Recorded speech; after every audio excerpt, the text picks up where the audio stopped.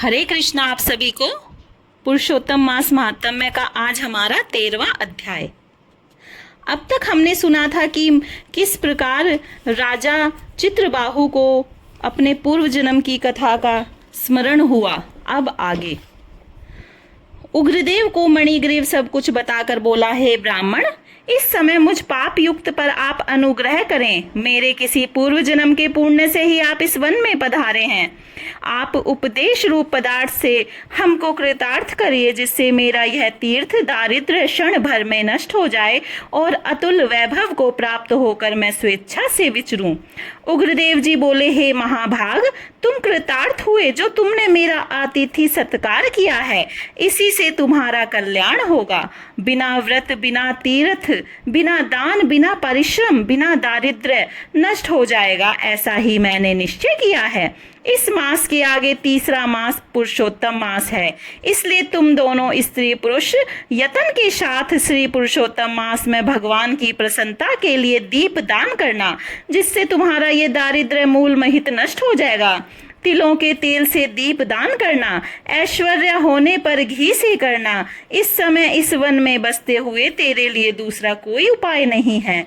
अगस्त्य जी बोले, इस प्रकार कहकर श्रेष्ठ ब्राह्मण दोनों हाथों में मुरली लिए हुए श्री कृष्ण भगवान को स्मरण करता हुआ प्रयाग की तरफ चल दिया। 2 महीने व्यतीत होने पर जब श्री पुरुषोत्तम मास आया, तब गुरु भक्ति में तत्पर दोनों स्त्री पुरुष उस मार्ग में दीपक दान करने लगे। आलस्य रहित वे दोनों ऐश्वर्य के लिए इंगुदी के तेल से दीपक जलाने लगे और इसी प्रकार सारा पुरुषोत्तम मास बीत गया। उग्रदेव की कृपा से अंतकरण को शुद्ध करके अंत में मरण को प्राप्त हो स्वर्ग को गए और वहां के सब भोगों को भोग कर उग्रदेव की कृपा से वे दोनों श्रेष्ठ जन्म को प्राप्त हुए। पूर्व जन्म में जो मृग सिंहा में तुम तत्पर थे, उस जन्म में बीरबाहु के पुत्र चित्रबाहु के नाम से विख्यात हुए। इस समय तेरे आधे अंग को हरने वाली जो तेरी स्त्री है, वह पति के पुण्य का आधा भाग लेती है।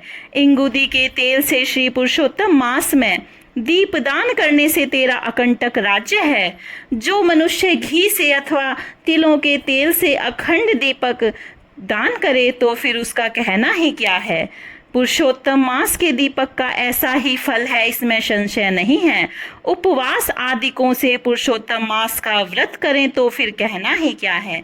वाल्मीकि जी बोले, इस प्रकार अगस्त्य जी राजा चित्रबाहु के पूर्व जन्म की कथा कहकर सत्कार को प्राप्त होकर नाथ रहित आशीर्वाद देकर वहां से चले गए।